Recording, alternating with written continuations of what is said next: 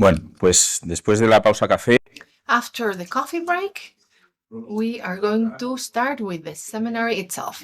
We're going to hear the contributions and the presentations by the researchers that were selected to receive a scholarship from the Charles V European Award. The award went to Angela Merkel, and the topic is the fortune of being together, guaranteeing and strengthening the European cohesion. We will hear the presentation of Hugo Pérez Neves from the Distance University. The panel will be introduced by Enrique Moradellos García, a chair of contemporary history in the University of Extremadura. I will just mention two brief words about Professor Moradiellos. He is at home here. He's a member of the Yuste Foundation, um, and the foundation is aimed at recognizing people from different disciplines in Europe, people who outstand because of their knowledge and who, in a certain way, contribute to the European integration process. Moradiellos has been working with us since the beginning of the foundation virtually, and he has cooperated with the summer courses. He has contributed to our courses.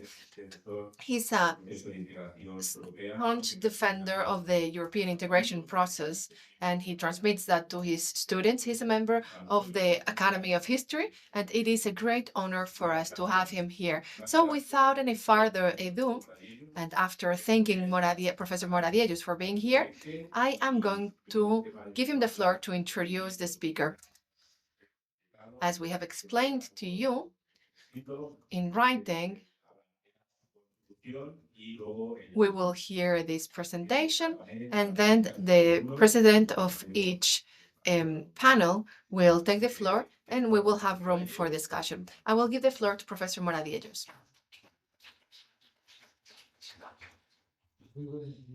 Good morning, everyone. It is a pleasure to be starting this session. It is the first academic part of the session, so it is a great honor for me to break the ice. As Miguel Angel was saying, I will just introduce your colleague, which is absolutely almost unnecessary because you already know him, and his bio is included in the information you have received. I want to talk about the themes that he will be addressing. Pay attention to the words that describe the title of his presentation because it relates to the core of the European Union. It talks about European cohesion, the impact of cohesion policy on the legitimacy of the European Union. This topic, just as some others that will be dealt with, opens the field to discussion, and it will help us to have a very fruitful debate. The most important part is what comes after his presentation, that is, the discussion. So without any further ado, I will give the floor to Mr. Hugo Pérez Neves.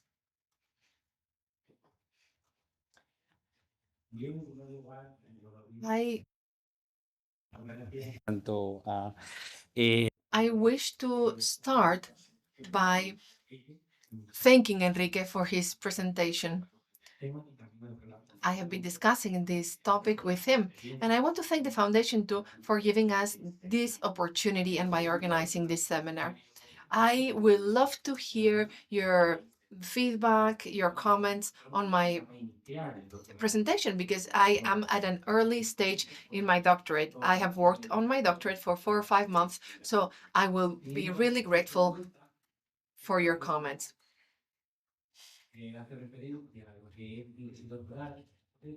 My thesis revolves around the impact of cohesion policies in the project of European legitimacy, particularly from a democratic point of view. At the same time,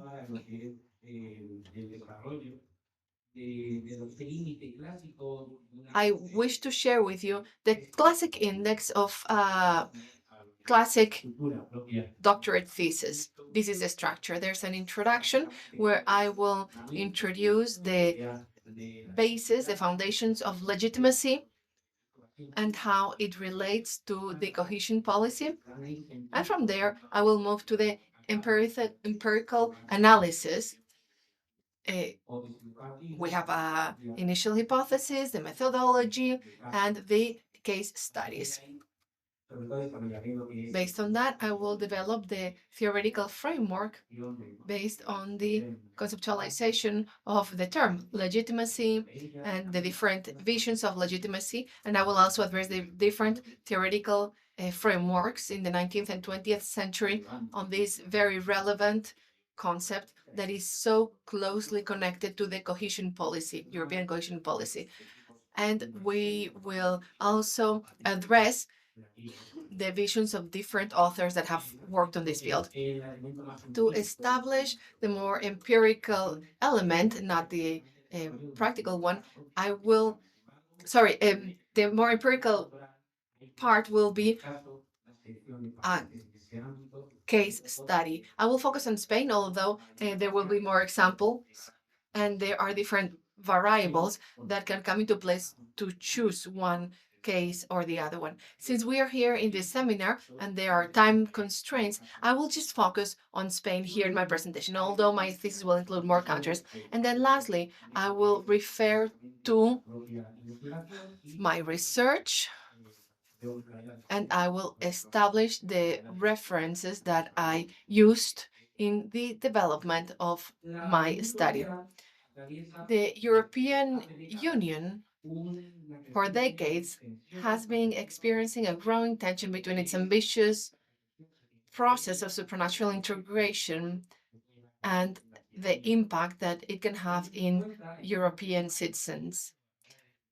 The main term that has been used to refer to this is a deficit of democratic legitimacy that the EU is facing. It not only connects to the Union, but also with the capacity of creating identification and addition to the process. There have been different crises that have to do with geopolitical aspects, and this has made the debate more intense. In this framework, the cohesion policy is strongly connected to the democratic legitimacy concept. It is one of the most important policies and one of the most visible one when it comes to establishing the distribution and the main structure of the fight against territorial inequalities and the promotion of a balanced development on the basis of the solidarity principle, equity, and the equity principle. The cohesion policy offers a specific path to strengthen the legitimacy of the EU based on results, based on macroeconomic policies, social cohesion policies to offer and guarantee a positive impact for citizens and for citizens to consider that there is a positive impact. There are multiple levels and there's an implication of regional, local, and national stakeholders, which is very important to develop this concept of legitimacy. However, the cohesion policy is not something that is uniform, it's not homogeneous in all member states. That's why we need to select cases if we want to analyze the impact of legitimacy. One of the examples that I'm going to use is the cases of Spain, because it has been a recipient of this support, and this support has been one of the main leverages in the Spanish development since the accession in 1985. There are also different variables that allows to connect the Spanish case to other cases. And for example, we have the multi-level governance and other aspects. Bearing all of this into consideration, the main question for my research is how or to what level does the cohesion policy impact the legitimacy of the EU in the Spanish case? And there are secondary questions that arise from this that have to do with the input, throughput, and output. I will elaborate on this when it comes to the theoretical framework, and we will also talk about the structural limitations.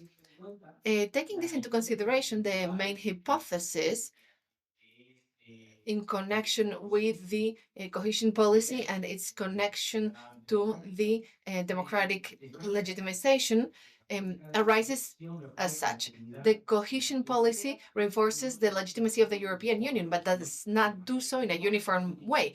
It happens in an uneven way, and it depends on the different levels. For example, in the cases of Spain, it is easier to verify the results than in the other two dimensions that are part of this legitimacy. From a qualitative approach and interpretative approach, I carried out analysis to verify that hypothesis that I will touch upon at the end of my presentation. There's a twofold objective. On the one hand, we want to assess the legitimacy role of the cohesion policy in a specific context, and then at the same time, I wish to contribute with a theoretical and practical reinforcement for the legitimacy to be more efficient, not only through public policies, but also through the creation of regulations. Based on this, we established the main theoretical framework of this research that comes from the concept of legitimacy. It's a concept that is fundamental, the concept of legitimacy, that has to do with law, the acceptance of authority, and orders that come from a government or an entity with power that have to be obeyed. Based on that, there is an asymmetric relation of power, and those who are governing accept those guidelines and take them as correct. But this is a concept that has been controversial throughout history. There has been tension around this concept, and it has been a disputed concept. So conceptions have been shifting based on the historical concept and the historical and regional concept, the regional, framework. One of the main authors in this field is Max Weber, with the idea of the concept of legitimacy. And from a sociological perspective, Weber is a main reference. He connects legitimacy with the idea of domination, with the idea of authority, and he developed this based on his three levels. In this case, I will focus just on the legal and bureaucratic levels. That is the one that can be used in this concept. But Weber is not the only author who dealt with this topic. On the 20th century, Juger Habermas, in his theory, he defined the concept of legitimacy based on the variable of recognition, how legitimacy implies the ambition that a political order can be recognized as fair and correct and is backed by arguments. That is, a legitimate order is that is recognized by this set of people who are affected by it. He connected that with his liberative democracy concept and the idea of legitimate actions that can be taken based on a rational discourse, an open discourse. In correlation with this idea of legitimacy, we have ideas like that of recognition, and this is connected to cohesion. Cohesion is a key instrument to legitimate the existence of the European Union, because the EU, not so much in terms of its origin, but in terms of function, when we perceive that the EU has a tangible impact, a major impact on the environment, that is, on citizens and the daily lives of citizens, this makes it possible to achieve specific objectives, and there's legitimacy because people consider that this is useful for people. So cohesion policy doesn't only improve the management of funds, it also has to do with the legitimacy project of the EU. The cohesion policy has to do with the decision-making process. It has to do with national, local orders, and there's an idea of partnership, things that allow to create shared responsibility mechanisms and accountability mechanisms. This makes it possible to implement a transparency system. On the other hand, we must also highlight that as of today, with the globalization sphere that we are in, this realm has a complex factor, and that's the multi-level governance aspect. We have to see how these collaborative cooperation and coordination levels work together. There are different entities, local, national, and supranational, that have to do with cohesion and the management of European funds. The main pillar in the theoretical framework, in addition to these aspects that I have mentioned, is how to analyze this legitimacy for it to not be such an abstract concept. To this end, I use different theories by Scharf and Will Smith, and this allows us to divide legitimacy on three levels. We have the input, the democratic participation. We have the throughput that has to do with the procedural capacity, the administrative processes, the administrative burden, and the regulatory processes. And then we have the transparency and accountability levels. And the third dimension has to do with the main indicators, the output, that is the macroeconomic results, and how this has an impact, how this relates to infrastructures and the improvement of public services, among others. So this will be the main theoretical basis when it comes to understanding the scope of my study. In this sense, the conception of the European Union as a sui generis creation, something that is unique, has to do with the idea of legitimacy. Legitimacy is not so much at the origin, it has to do more with the results. And it is fundamental to understand these dimensions to be able to establish an analysis logics about how to connect this cohesion policy with legitimacy. So how can we connect this? How can we connect this?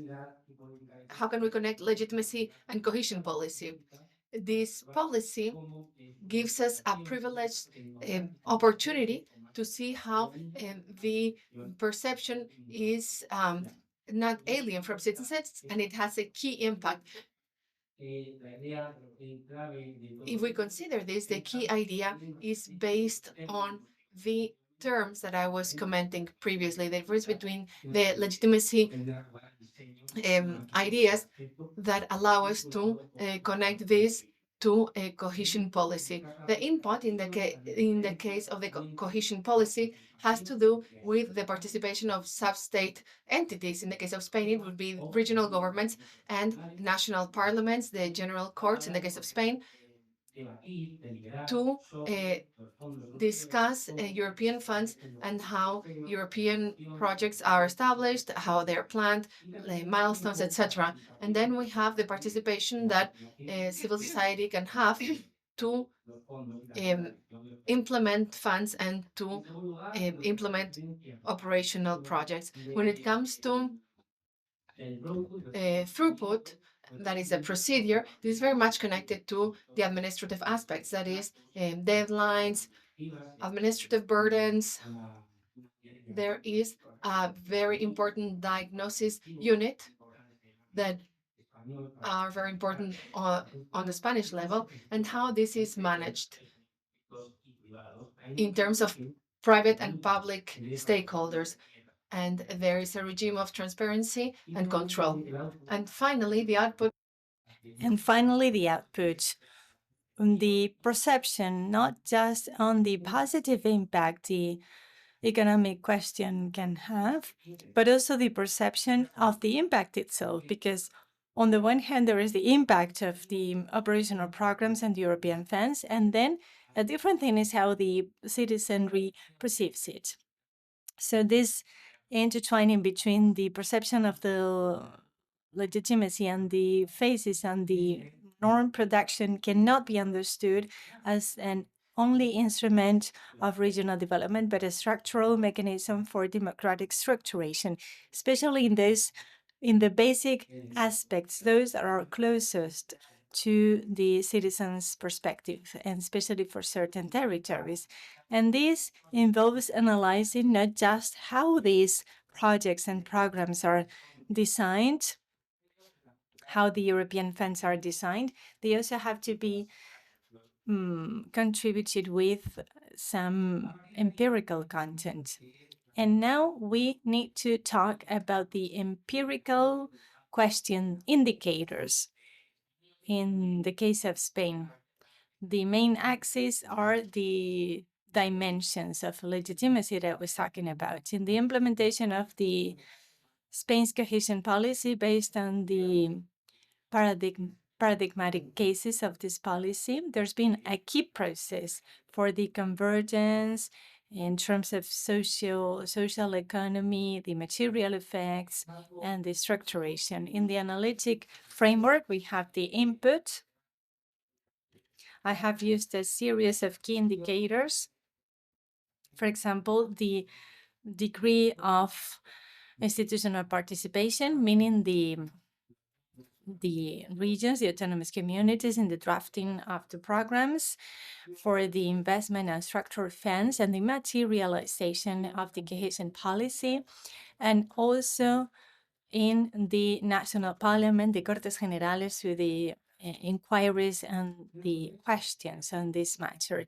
And also for the consultation process, the political participation of the citizenry, in not in the management, but in the prioritization of certain topics or certain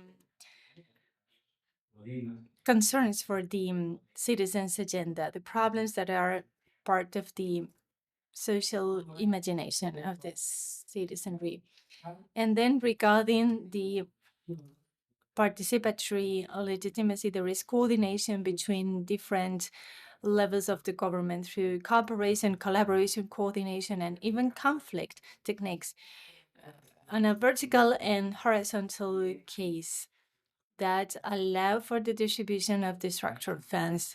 There is, for example, the CALUE, the COPCOF, that deliberate on the management of the European funds, and at the same time, in a transparent regime, there are some inquiries, some controls.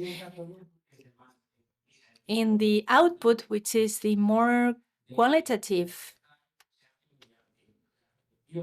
section, we analyze how the funds are perceived and their impact on the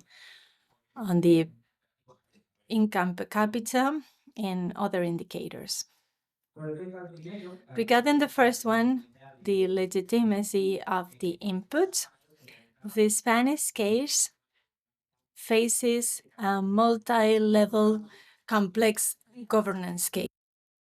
In that idea, we have to see how the regional entities take part in these operational programs deriving from those funds. The autonomous communities have their own structure to manage the funds through the directorates or subdirectorates, and they play a key role in the implementation of those funds.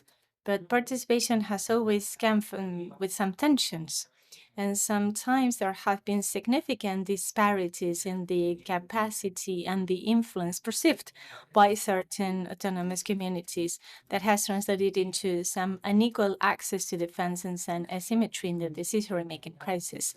But the Commission requires a continuous dialogue with the partners, with the stakeholders, the national and the local entities when it comes to designing the operational plans. For example, between 2014 and 2020, there was Regulation 1303/2013 for a cooperation agreement that was implemented in the legal texts of all the member states, including Spain. And there was a requirement for a consultation process also for the regional entities, but it was very theoretical and not very practical, because all the regional entities did not really guarantee an equal participation or an effective participation of the citizens. That can cause a dilemma between the designing and the requiring of new consultation mechanisms, and at the same time, the reality where the participation is not really effective, and so the process is not transparent. From an ethical perspective, some authors have said that this cohesion policy, in the way it is articulated, has created a problem because the debate and the report creation is based on technocratic and specific objectives. They are not really reflecting issues that pervade or dominate the social arena. And then we have to talk about the procedural legitimacy, the throughput legitimacy, how the procedures are organized, how they are executed in Spain, how they are materialized in Spain. Because of the centralization process in Spain, of the decentralization, because of the existence of the autonomous communities, there is some overlapping in how these funds are executed, managed, implemented, and some kind of discrepancies between the central government and the regional government, even if there is some forum and meetings to try and manage those funds jointly between the central and the regional governments. There is also an excessive amount of red tape and bureaucracy for the execution and the perception of the subsidies coming from Europe. For instance, the deadlines are too tight, and so the processes are very intense or they are slowed down, and sometimes the general public, who should be the beneficiaries of those funds, are really struggling to get access to those funds, to that money, especially when it comes to justifying why they should be their ideal beneficiaries. I also need to talk about transparency, because this has seen an unprecedented progress, for example, in publication of data, in execution or implementation of the quoted amounts, and also because there has been a social impact in some aspects, even if there are some stiff difficulties. For example, some entities are participating in the designing of these programs, but it's far from ideal. And then we have the output legitimacy, the output that is linked to the economic impact. Spain, in the first economic cycle that can be analyzed from 1989 and 2006, Spain received many transfers, many structural transfers, amounting to 1.5% of the annual GDP. And they were key to the Spain's development. Many studies have found that many Spanish regions have converged and reduced their disparities versus the European average, especially in terms of economic development. Between 2000 and 2019, the Eurostat, in the income per capita, the Social Fund Plus has enabled many collectivities and many population groups to benefit from less disparities. For example, the younger generations, women, and the unemployed. The long-term unemployed have seen less disparities. And even with, in spite of this progress, the structural funds, according to some experts, have been more beneficial to the most dynamic regions, those that have more economic stakeholders. For example, Madrid, Catalonia, and the Basque Country. This was especially true after the 2008 crisis, the recession, where more disparities were seen between those regions and the rest. And then between 2014 and 2020, some priorities have changed. There were more ambitious goals deriving from the 2020 strategy, and also some questions related to innovation, the climate transition, the fight against climate change. Another question that limits the potential of Spain in this matter, which creates like a deficiency in terms of perception, the low visibility these funds have for the citizens, why they are useful, what are they used, what outcomes have they given to Spain in terms of transportation or say basic services. Those results, those outcomes are not perceived. They are not known by the population. So some people don't really know why the cohesion policy is important for Spain. And at the same time, I want to give more data about the empirical aspect of this case. I would like to talk about the new cycle of the 2021-2027 new generation funds, or next generation funds, sorry. Those were created specifically after the pandemic, and Spain was one of the main recipients of those.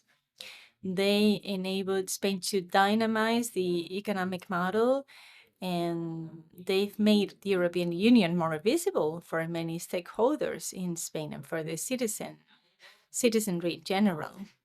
There is an important element here. The retrieval plan, the materialization of those funds in this cycle at this specific point in time after the pandemic has also enabled us to see how they are important. I will be always focusing on these three aspects: the input, the throughput, and the output. I will be talking about the input legitimacy now. So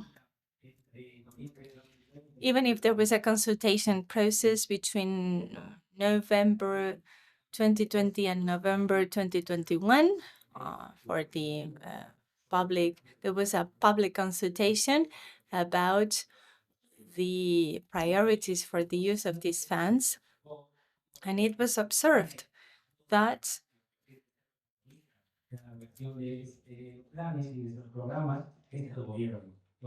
the government was the leader.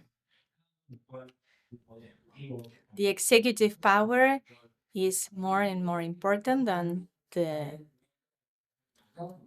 parliament. So there is some questioning about the milestones, the threats that can result from that recovery plan. So this is a situation that needs to be improved. The deliberation needs to be improved between the government and the parliament. Regarding the second dimension, the throughput, there was an attempt to improve the efficiency and the burden, the administrative burden, through the Royal Decree 37/2020 for the execution of the recovery plan and how to reduce the bureaucratic burden, the red tape, how to make the transfer of subsidies more agile. But then we have a problem with the accountability as exposed by AREF in Spain.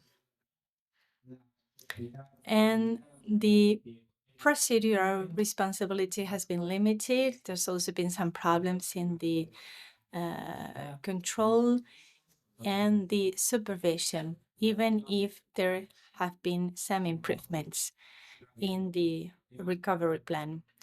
There are problems, for example, in the execution of defense, the administrative burden, and the many obstacles perceived by the applicants. And then what about the output legitimacy, the economic impact, in the social and economic dynamics? It has been a good factor for many important industries. For example, the Pertur plans have been fundamental for many industries: innovation, digital transformation, energy transition, but the material impacts have not been perceived. In the specific Eurostat Eurobarometer organized in 2023, we can see the contrast and the comparison between the knowledge of defense and the impact of defense.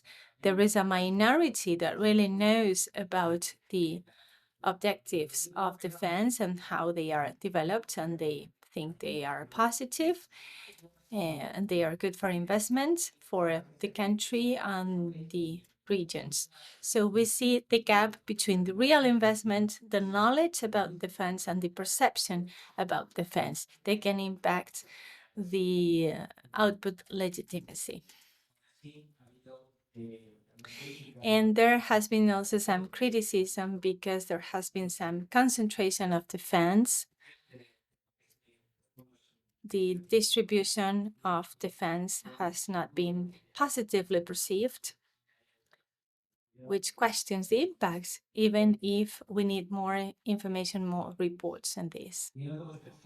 So having all this in mind, we can understand this research and how it impacts the cohesion policy. And that's why these are my conclusions. This research analyzes the role of the European cohesion as a mechanism for the European legitimacy and the democratic legitimacy with the three-dimensional methodology that enables us to confirm or to reject the starting hypothesis. For example, in terms of the input, there are some problems about the democratic participation, the creation of criteria. Sometimes they are too technocratic and not much deliberative. Regarding the throughput legitimacy, there is a fragmented governance, multi-level governments, not very much coordinated with the autonomous regions, and that leads to some lack of efficiency from the administrative point of view. There are many burdens, many obstacles to get access to how those funds are applied for. And for the output, the result is more positive than the others. The effects have been consistent because they have a social and economic impact, as has been seen in many regions across Spain. And maybe we should reinforce not the implementation, but the visibility of defense.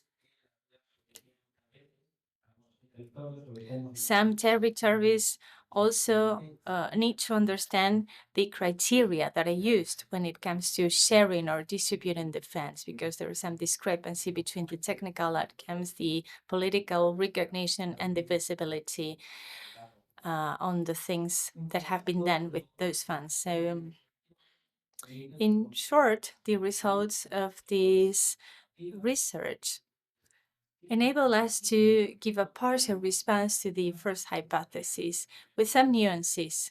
What is the impact of this cohesion policy on the democratic legitimacy in the case of Spain? The idea that the Spanish governance is like a filter that can boost or reduce the impact of the cohesion policy in terms of legitimacy and its perception, depending on the degree of coordination of defense, the participation, and the transparency regime. What are the reforms that can be done, that can be used for each of these problems? On the one hand, we can reinforce the legitimacy of the input by replacing the formalist participatory channels into real participatory channels, so that the participation of the civil society is really at the core, at the heart. And so that the operational programs can be really materialized. Regarding the second dimension, the improvement of the procedure needs to be linked to the idea of the administrative procedures, how the cooperation should be strengthened between the regional entities and the central government through the CARUE, other committees, other working committees, through the necessary coordination techniques. And of course, the accountability needs to be strengthened. And then for the output, which is, as I was saying, the most positive aspect, it needs to be strengthened. It needs to be consolidated. The economic impact is easily perceived and visible, but everything needs to be more visible. For example, that this is thanks to the criterion of social equity as defended by the European Union. So the idea is that it's not only what you do, but how you do it and how it is perceived.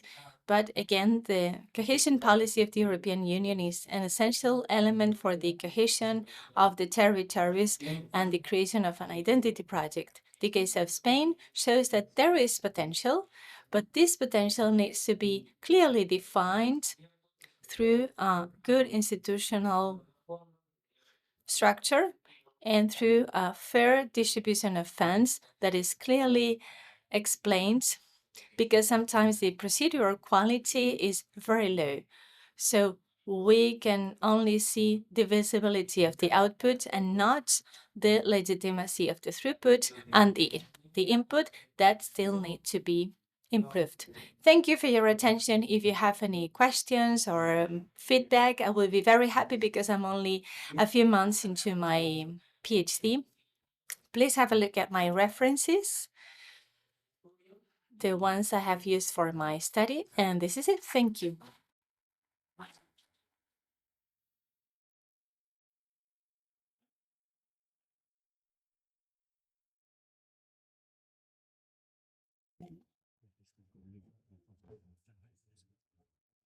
Muchas gracias. Thank you, Hugo, for this splendid presentation that opens the way for the discussion. As you know, the discussion here is among disciplines, is like the Kantian notion of departments. So even, well, in this case, I'm not a law person. I am a historian, but well, I could also be there is an Americanist, there is a philosopher. So my observation is from my historic and diachronic point of view. I will use tenets, an operational principle that has to do with hermeneutics. As Gadamer, the great historian of the second half of the 19th century, said, when we choose a word to talk about something with the ambition of being understood, we are carried away by a current of senses and meanings that will live beyond us. So, using the words that have a semantic burden in them is a principle of humanities. And I will stress two words that you've used and that you've used: the word cohesion, and the word legitimacy. cohesion and legitimacy show that this is a school of thought that has been articulated through Latin, that has contributed with 70% of the vocabulary of a Greek origin, which is also a great part of many modern languages.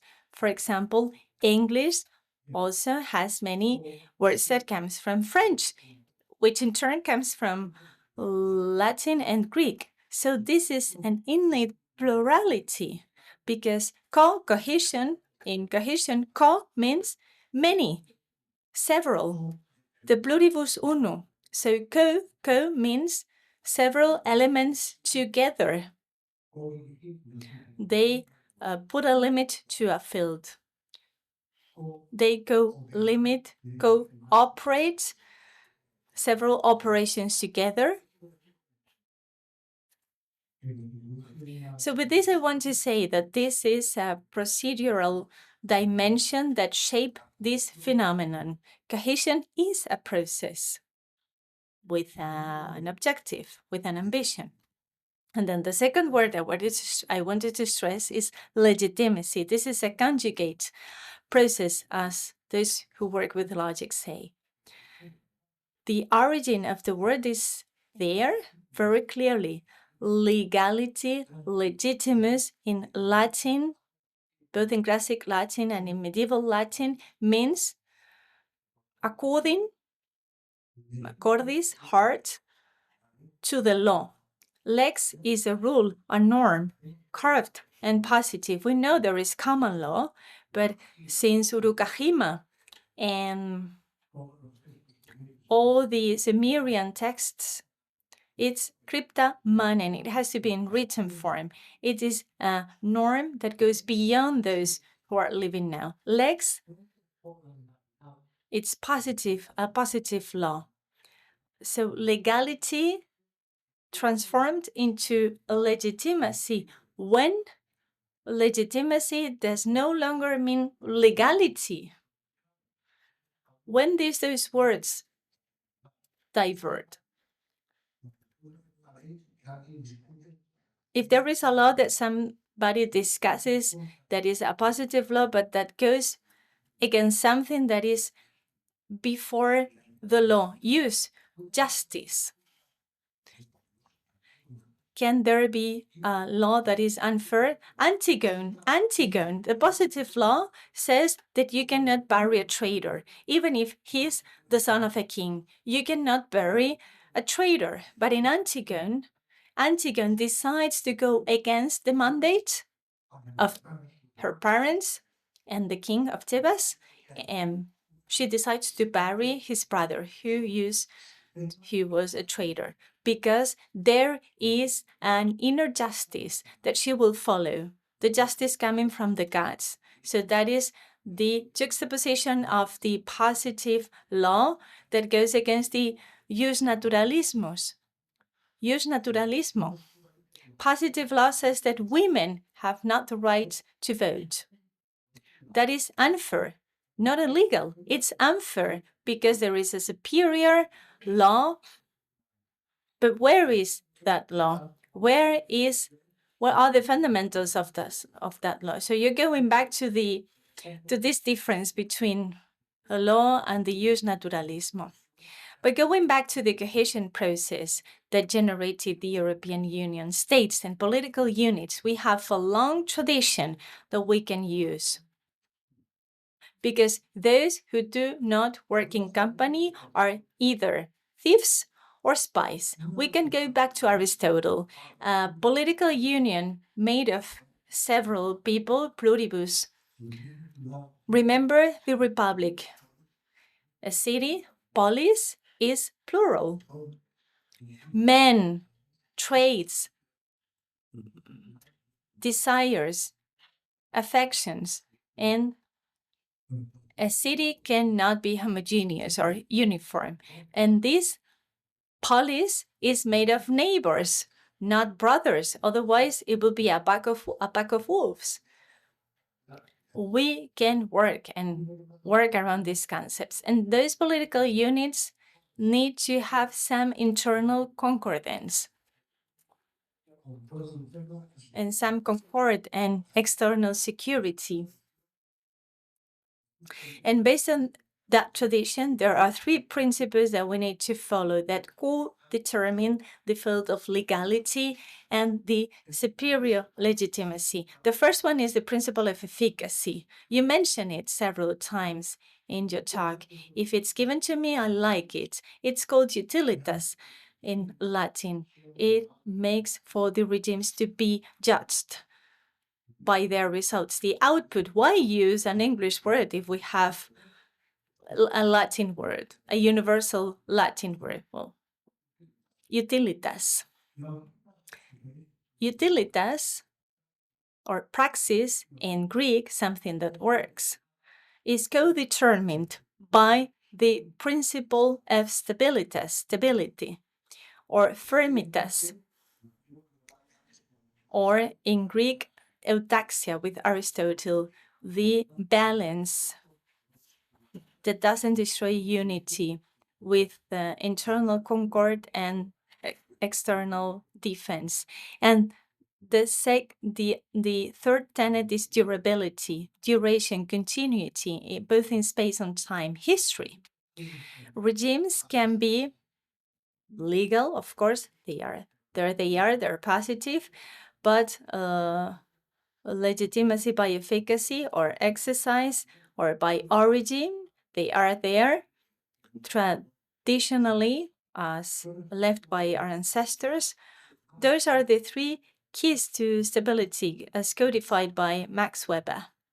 I'm surprised to see so much relevance given to the three dimensions of this legitimacy by Weber, because scholastics in the 14th century and Thomas Aquinas talked about the three ways to constitute a power, potere. The first one, by conquering. You can conquer power. At the origin lies a warrior that could command a group and that exerted some power, the first chiefs of state. And the second one is by a tradition. Power is inherited. And then elections, for example, a papacy. Papacy, it's an absolute monarchy, but it is an elective monarchy. Popes are chosen, elected. So the three principles, the three ways by St. Thomas Aquinas, the Parisian scholastics in the 13th century. How are they different from Weber?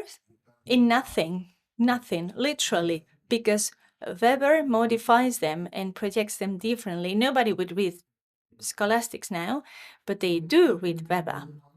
So that is some food for thought. We need to think about a community, because if you are not in a community, you're either alone, and humankind is not born to be alone, or you are rejecting some thoughts, some ways of thinking that you should take into account. So you have to revisit the text of legitimacy, because when you summon a legitimacy that is above the use or beyond lex positiva, what does it come from? From the absolute power, the tables of the law given by God to its people? Or do they come from a deliberative tradition? In that case, it is too positive, and it doesn't take into account that only those who live in democratic legitimacy are only account for only a third of all the world population. Is there a conflict of legitimacies? Because even a third of the population is much population. Thank you.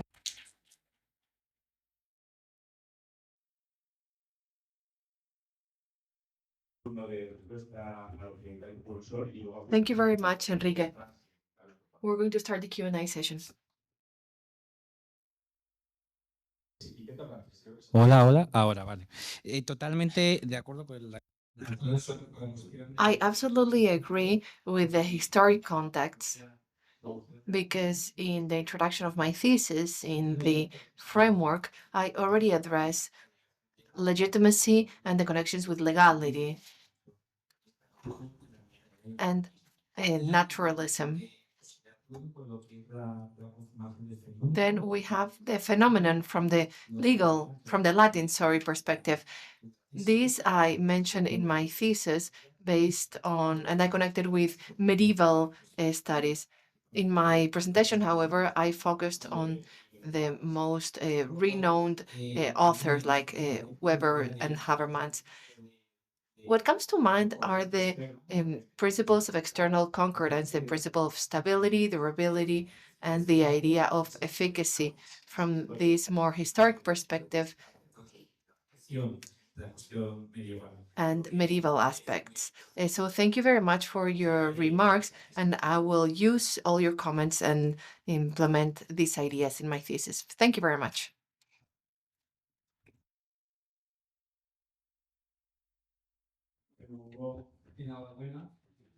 Thank you very much.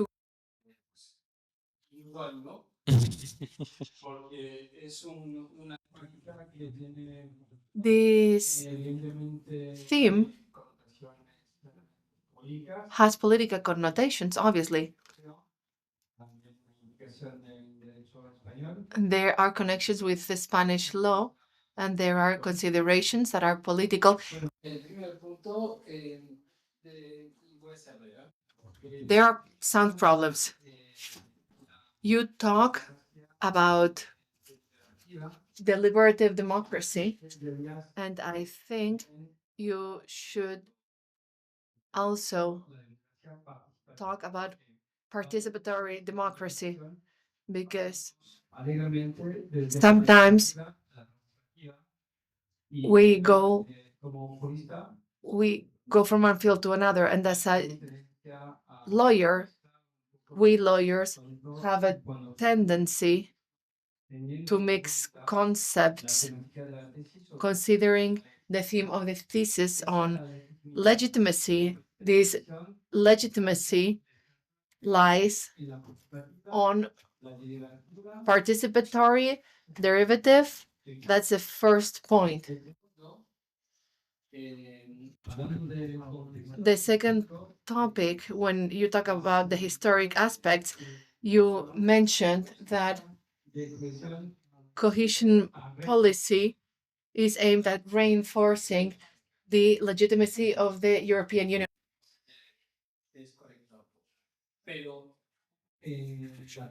But cohesion policy, when Spain integrated in the European project,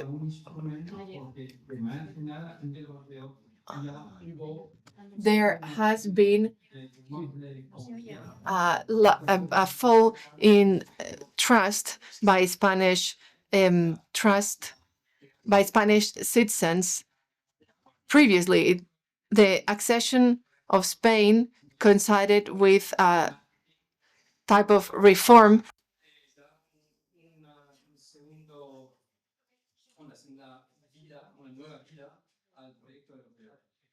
There are sound problems. I will do my best to continue, but I think the speaker needs to turn his... No. There's a third point. I think it would be interesting to compare the case of Spain with another decentralized federal state to see if there are two countries that face the same challenges, or if everything you said until now about Spain is just something that happens in Spain. Based on my experience, I think there are similarities with other decentralized countries. I think there could be something interesting that would be to compare Spain with another decentralized state. For example, with my the country of my neighbor here, that is France. It would be interesting to compare the case of Spain with the case of France. Personally, I offer myself without any personal interest to support you in your adventure, because I think your work is very promising. Thank you very much. I complete the question. I think you have to ask yourself when the subject legitimacy, political legitimacy, and regional or cohesion politics began. When is it beginning to be a subject? When? Probably the 80s. But you have to look more precisely.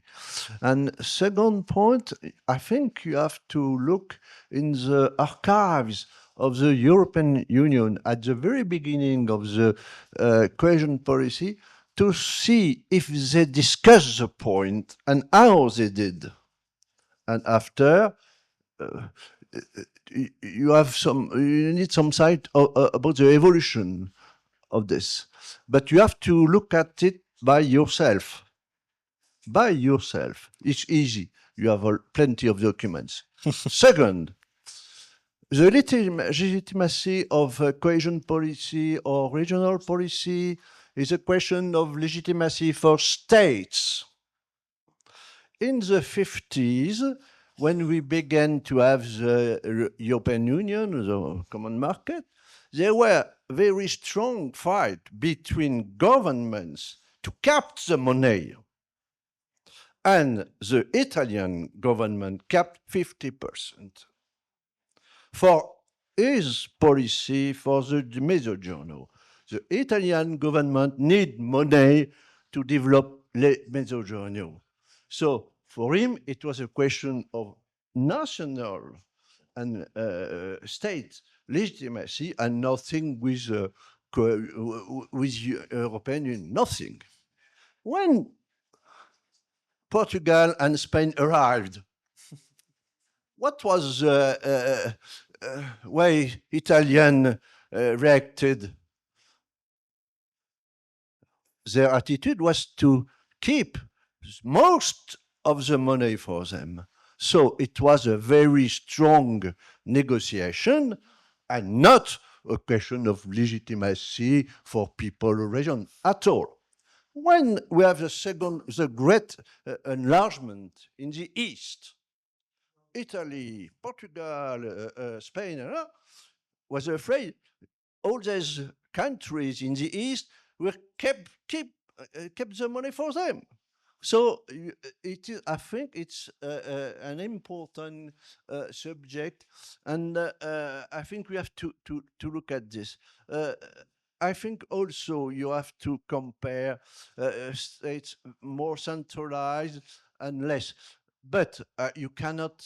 I think the choice of Spain is good one because you have a lot of to look at. But I think you have to look around to make some comparison. So and then the efficiency was always an object of discussion. Elephant blanc. You know what is an elephant blanc? White elephant. You spend a lot of money, you build something, and the result is null because you pay to support the election of some local politicians, for instance.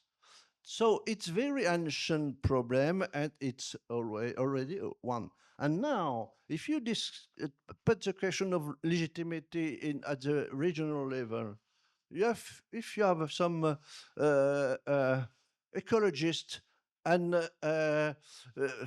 others, they fight about the nature of a project, yes or not? Where is the legitimacy? Where is the efficiency? So, it's a very huge subject. You have to be as pragmatic as possible. And I think you need some case studies, very precise, to see at every stage how it is done. I stop. Thank you. Thank you, Hugo, for the. Did you want to add something? No. Okay. Thank you, Hugo, for the presentation. Thank you, Enrique, really, for giving us some food for thought on this very important topic. So I'll try to contain my feedback, but I'm also going to cherry pick on the terminology, as all academics do, but in the terms of impact.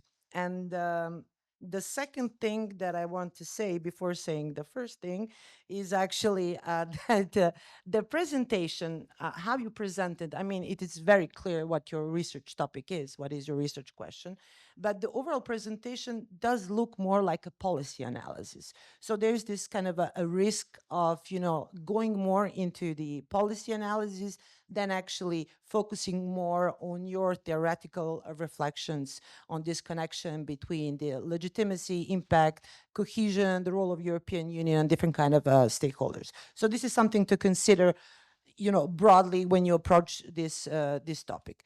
The first point, actually, the second point was on the impact. So, I mean, this is a very complicated, it's more complicated than it seems, because the way you presented it, it's quite much in line with the policy analysis, as I said, but this also infers a specific way of thinking about what the impact is. So I'm going to explain myself. So going back, you talk about outputs, you talk about results, without specifying what that actually means. So if you take a step back and deconstruct your own logic of the analysis, you will see that this is quite in line with the theory of change.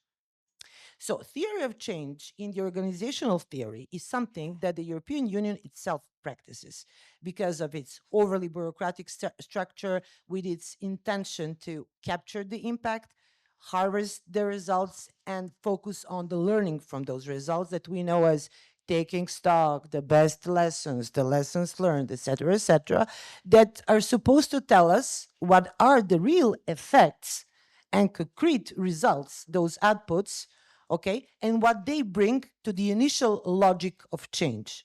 So I'm going to simplify this even more. If we think in terms of results and the efficiency to deliver on something, then we also have to think about why we are actually doing this. So this is actually the measure that you have to introduce, that you have to capture. So the intent to change something, okay, what do we want to achieve with the EU cohesion policy? How that is well defined, where we at now, so this is the end line, comparing the baseline and the end line. And what connects this, as in your paper, is the intervention logic. So the EU intervention logic, I don't know if you're following me on this, so it will, it has concrete benefits because you first have to see what is the rationale for the intervention, for the EU cohesion policy, on what is actually based. Is it based on the interest? Is it based on the needs? Is it based on history? Is it based on the demand?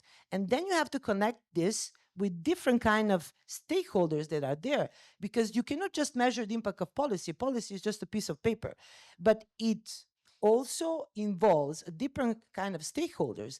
And on basis of those stakeholders, you can capture the efficiency or the impact of on legitimacy. So this is quite complex, and you would have to really navigate through a lot of things, different things, and you have to really operationalize what legitimacy actually means, for whom it means, and how you can capture actually the impact beyond looking at the Eurobarometer studies, because there are just, like skin deep, let's say, insights into what the impact actually is.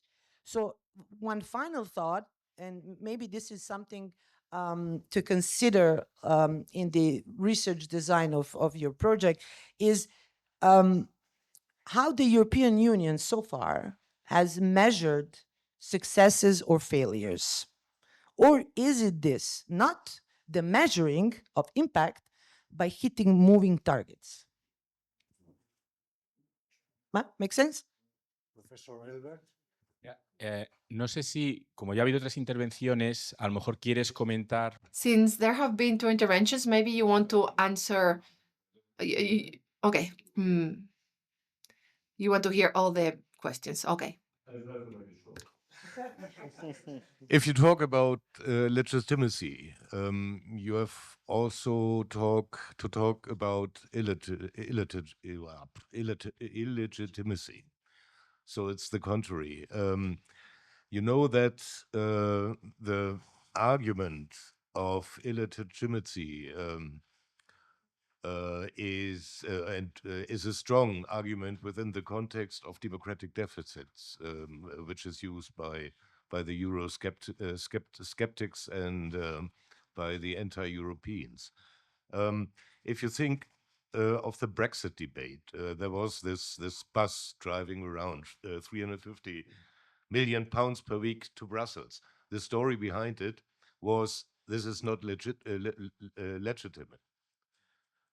So how would you get this context, this scope of problems into your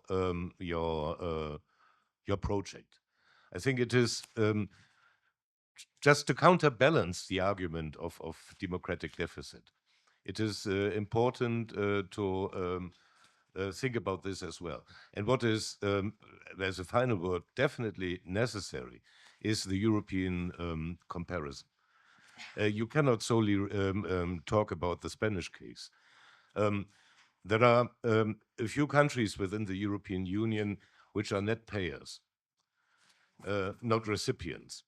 And it is important to inform the net payers that their contribution to the integration process is also not only a very valuable one, but also a legitimate one.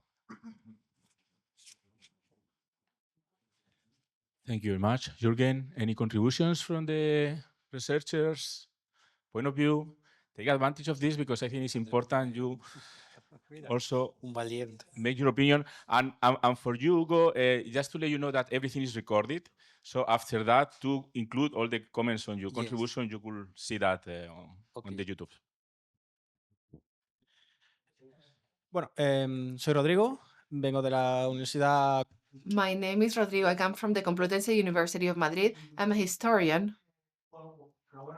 Congratulations, Hugo, for your presentation, because although you're at an early stage of your thesis, I think you have a great basis. I want to elaborate on what Mr. Moradiello said. I think what can help you to find a connecting thread, we have the multi-level governance and this difference between politics, policy, etc. I think what could help you is the scientific literature on Europeanization and democratic consolidation processes, particularly here in Spain. These two terms had a boom, a scientific boom at the turn of the millennium, but researchers are trying to elaborate these topics to find positive, negative, or gray aspects in the process of European construction. I think the term cohesion is firmly anchored on this and can serve as a connecting thread. Good morning. My name is Fernando Santana from the University of Jaén.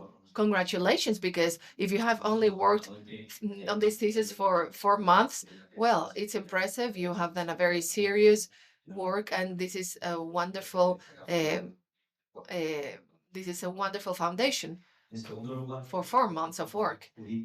Secondly, from a legal perspective, echoing your slide where you talked about the legitimacy of output and the connection with citizenry, there you talked about some conclusions and you mentioned how participation can be improved.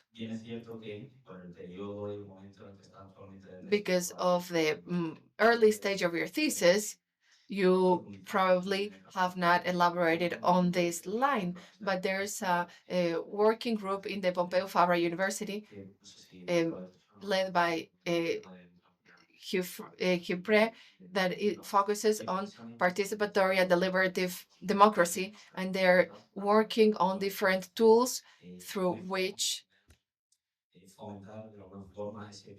the direct connection with citizenry can be improved through the use of certain instruments. And I think this working group can help you There are new voting systems that are being researched that involve the direct participation of citizens, and there are other ways through which to articulate public consultation to make citizens participate in a more active way in public aspects. I'm just throwing this idea just in case it could be of any use for you.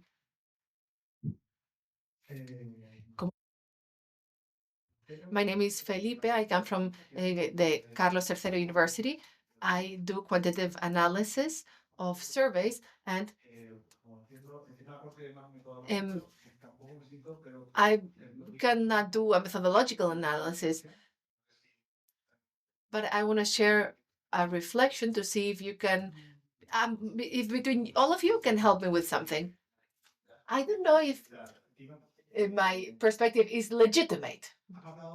Speaking of legitimacy, in your methodological framework, you talk of a hypothesis and you talk about perspectives that are very causalistic of impact and effect. There's a cause and effect. I am not familiar with law, so I don't know how this concept or to which extent these terms are used or whether they can be problematic in the sense that I feel that if you have a hypothesis, there should be a verification, a quantitative verification. And if we're talking about impact effect, if you're talking about that correlation, I think this could be problematic from a qualitative point of view. This is just an idea. Maybe you can correct or you can give me some other perspective. Maybe in law, there's a different approach. Hypotheses are approached in a different way. I just want to express this doubt about the cause effect.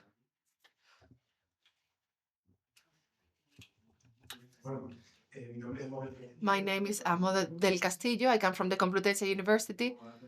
I want to congratulate you for your presentation. It is very useful because it helps me with my presentation. It helps my presentation to be understood better. So thank you very much. At the end of your presentation, you talked about identity, about the European Union as a project for identity and European narratives. And you talk about recommendations. There is something that I find very interesting, and it's whether this could be implemented not only on how policies will be done starting from now, or whether these narratives can serve us to reappropriate and to rethink all those past actions that benefited from European funds. If we could rebuild or reinforce that legitimacy, looking at the past, not only from now on.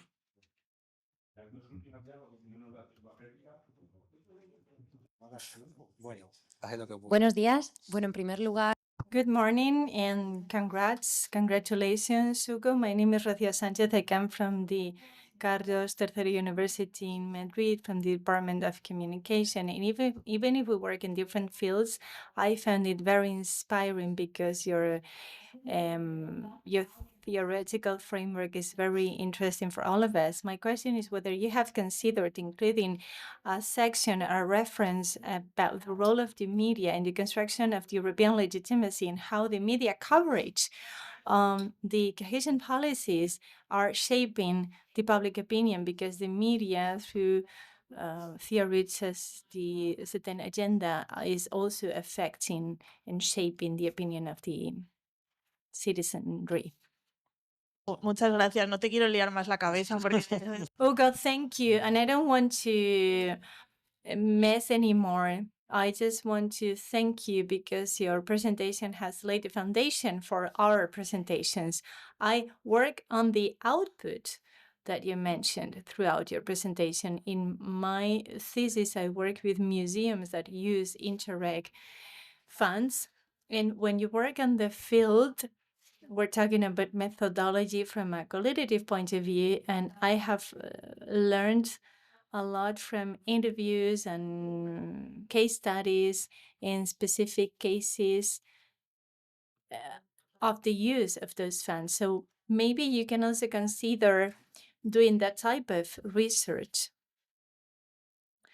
You can talk to the people who execute and use the fans so that you can also get more concepts. And I don't want to talk anymore because I will be revealing too much about my research. You'll see. Thank you. Okay, so regarding the first question, the connotations and the difference between deliberative and participatory democracy and the original thesis, I talk about the differences between them. And you're right when you say that you have to focus on one concept, because otherwise you are talking about them in a similar way, and that causes confusion. And then many questions about the comparative study and other studies.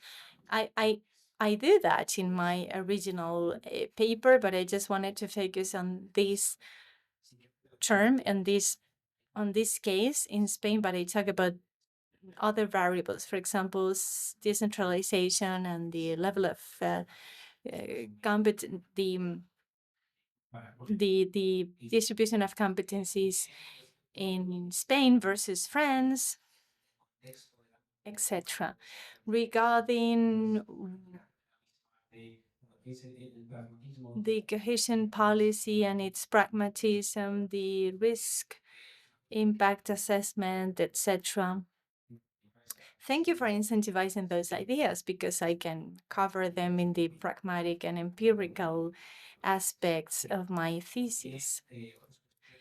What else? There were some other questions coming from the context and the balance between the counterparts and how the cohesion policy affects democracies and how to take into account negative aspects too. And then the indicators, the peripheries, the soil, the land. Yes, I would take that into account. Thank you. Regarding more specific topics, different approaches, different disciplines. I need to be brief, but in the scientific research, if you look at the Europeization and consolidation of the democracy, I have read or selected several papers that I have to read. They talk about European identity, and I have to link it with my research. And what about the use of the methodology and the use of the analysis? Even if I use a qualitative analysis,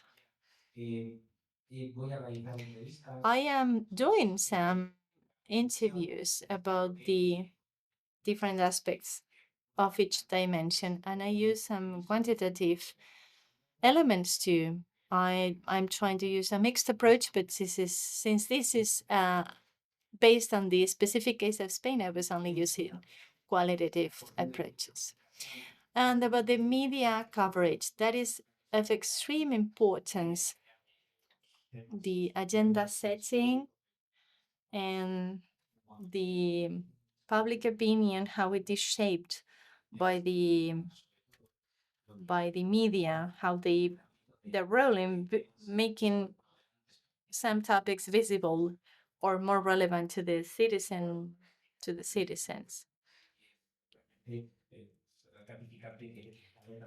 So I thank you for your point of view. I am sorry if I am forgetting something, but thank you for your contributions. I will definitely look at them with time. Thank you.